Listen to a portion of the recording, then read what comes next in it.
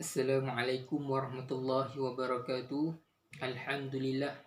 Alhamdulillahi rabbil alamin. Wassalatu wassalamu ala ashrafil mursalin wa ala alihi wa sahbihi ajmain. Qala rabbi shrah li sadri wa yassir li amri wa hlul 'uqdatam min lisani yafqahu qawli amma ba'd. Alhamdulillah. Marilah sama-sama kita merafakkan rasa syukur kita kepada Allah Subhanahu wa taala kerana Allah telah mengizinkan pertemuan kita pada hari ini, dan seterusnya dapat lagi kita mengulang kaji sedikit ilmu yang mana segala apa yang telah kita perbincangkan sebelum-sebelum ni merupakan salah satu panduan hidup kita, yang mana kalau kita tak tahu ada benda ni, maka kita tak akan buat benda tu. Itulah benda yang paling senang kita nak sebut. Andai kata kita tak tahu benda ni boleh mendatangkan kebaikan kepada kita, mustahil kita nak bekerja-kerja buat benda tu. Sebab kita tak tahu benda tu kekal. Tapi kalau benda yang bersifat singkat, memang manusia akan selalu terlupa, selalu cakap apa, dibutakan dengan benda-benda macam itulah, bersifat singkat. Contohnya ialah pangkat tadilah. Sedangkan kita dah ketahui bahawa pangkat ni sebenarnya merupakan satu benda yang diagung-agungkan hanya di atas dunia sahaja. Tak boleh nak bawa dekat akhirat. Pangkat tinggi macam mana sekalipun kita dalam syarikat, dalam sesuatu organisasi, pangkat tu tak boleh bawa ke dalam kubur. Tak ada pun orang cakap apa yang tanda-tanda kan, pangkat calik-calik dan sebagainya. Dalam kubur nanti mana ada calik-calik? Ada ke orang calik dekat kain kafan? Tak ada. Semua benda tu sifat sementara je lah. Cantik ke dan sebagainya, kita tatu badan sekalipun, dalam kubur nanti pun mana ada tatu tu tak lekat. Bila kulit kita dah habis hancur semua, mana ada tatu, tinggal tulang. Ada orang tatu atas tulang? Mustahil benda tu nak buat kan. Mungkin boleh nak buat, tapi jadi kerja gila lah. Yelah, sebab teknologi kan. Kalau orang nak buat tu, dia akan usaha buat, akan usaha cari jalan untuk memuaskan apa yang dia nak.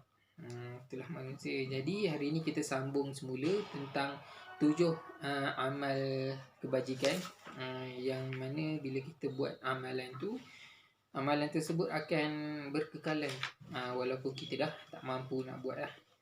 Perkara-perkara tersebut lah, 7 perkara tersebut.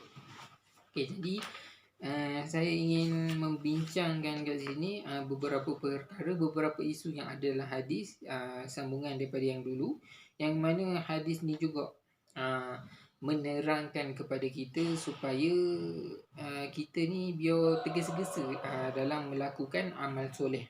Setiap individu muslim berkewajipan untuk berusaha dan berlumba-lumba melakukan kebajikan dan amal soleh. Dalam Al-Quran Allah berfirman, fastabiqul khairat, maka berlumba-lumbalah membuat kebajikan, yakni kebaikan.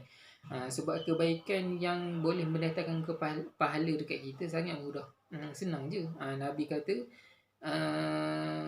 alih halang yang dekat tepi jalan, tengah jalan, silap, alih ke tepi kan. Sebab kita kan perasan bila kita jalan kat jalan kampung-kampung sikit, mesti ada kadang-kadang dahan pokok dan sebagainya jatuh, dan dia berada di tengah-tengah jalan. Jadi bila kita alih benda tu, maka orang yang lalu lalang, yang selamat lalu lalang tu, disebabkan kita mengalihkan apa yang terhalang di tengah jalan, maka kita dapat manfaat dia. Dan manfaat tu kita tak nampak atas dunia. Mungkin Allah tu nak bagi dekat dunia, dan mungkin Allah nak bagi dekat akhirat. Mana-mana satu pun boleh. Yang penting kita buat dengan ikhlas mungkin lah. Jangan pula benda tak ada kat tengah jalan, kita pula angkat benda tu letak tengah jalan semata-mata nak anaya sahabat kita.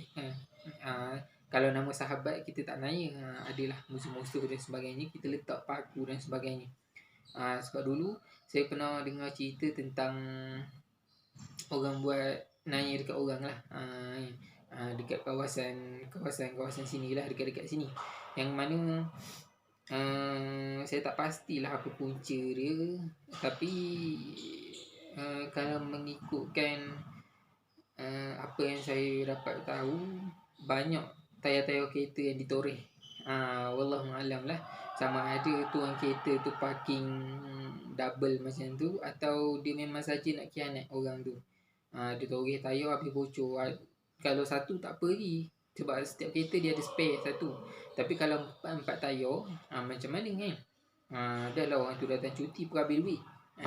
Yang tayar tu empat habis. Macam tu lah. Jadi kita kena beringat lah kalau nak buat sesuatu tu.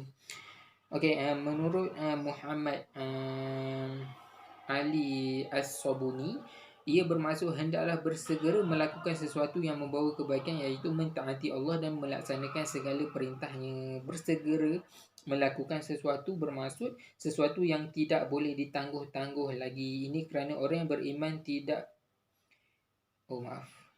Ini kerana orang yang beriman dan yang cerdik adalah mereka yang menyedari bahawa masa sentiasa menghambat mereka dan masa yang terlepas tidak boleh dikembalikan.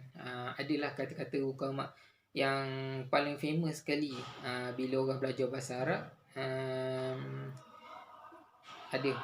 Saya ingat lagi, tapi saya tak ingat lah. Ada dalam buku tingkatan berapa, tapi dia ada dalam buku bahasa Arab, yang mana kata-kata ulama dia bunyi macam ni. Al-waktu kas-sayf. Itu yang paling saya ingat sekali. Waktu tu seperti pedang. Seandainya kalau kita tak potong pedang tu, maka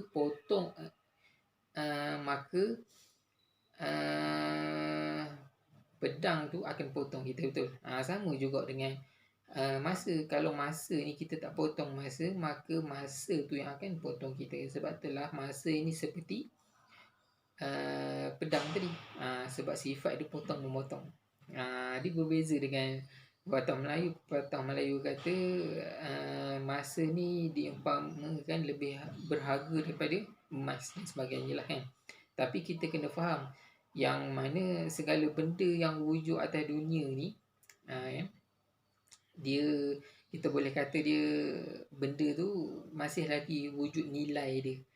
Maka selagi benda tu ada nilai, selagi tu kita boleh beli. Maksudnya kalau kita umpamakan macam masa, ada orang boleh beli masa? Tak mampu sebenarnya, tak boleh. Ada lagu, andai dapat kuundurkan putaran dunia kan. Lagu Yukis, lagu zaman dulu lah, 90-an. Lagu tu ni pun cerita yang kita ni tak boleh nak undur masa. Dia pun andai dapat kan, tapi tak dapat. Itulah masalah. Okey. Seterusnya, kelebihan menuntut ilmu. Kita cerita pula, dalam hadis tu pun ada menerangkan tentang ilmu juga, ilmu yang bermanfaat. Jadi yang pertama sekali kita tengok, dalam menuntut ilmu juga ada kelebihan-kelebihan dia. Yang pertama sekali ialah dipermudahkan jalan ke syurga. Macam saya pernah sebut sebelum ni, bahawa kita ni perlu menuntut ilmu daripada buaian hingga ke liang lahat kan. Nabi SAW bersabda, sesiapa yang menyusuri satu jalan untuk menuntut ilmu, maka Allah akan memudahkan baginya satu jalan untuk ke syurga. Memang tidak dinafikan, kalau kita nak menuntut ilmu ni bukan satu benda yang senang. Duit habis, lepas tu penat pun penat, lepas tu macam-macam lah kan. Penat badan, penat fikir. Kalau otak ni dah letih kan, badan automatik dah letih. Tapi jangan salah faham pula, bila kita dah letih usaha nak cari ilmu ni, jangan sampai satu masa kita lupakan semua benda tu. Kita boleh tengok anak-anak muda zaman sekarang, dia belajar, lepas tu budak-budak sekolah lah, lepas ajar PPS dia lupakan semua benda kan. Sedangkan benda tu dia nak bawa-bawa dekat luar. Mana tahu bila dia dah kahwin kan, dia akan cerita benda-benda dekat anak dia. Tak kisahlah dia lelaki ke perempuan ke, sama je. sebab ilmu ni takkan habis. Ilmu Allah tu lagi lah kan. Andai kata kalau dijadikan air laut tu tinta, dakwat untuk menulis ilmu-ilmu Allah, nescaya takkan cukup. Sebab Allah ni maha berkuasa, tak mampu kita nak detailkan satu persatu. Yang penting kita hanya tahu dan kita bertakwa kepada Allah Subhanahu Wa Taala. Saya rasa cukup sekadar tu. InsyaAllah kita akan sambung lagi. Wabillahi taufiq wal hidayah. Wassalamualaikum warahmatullahi wabarakatuh.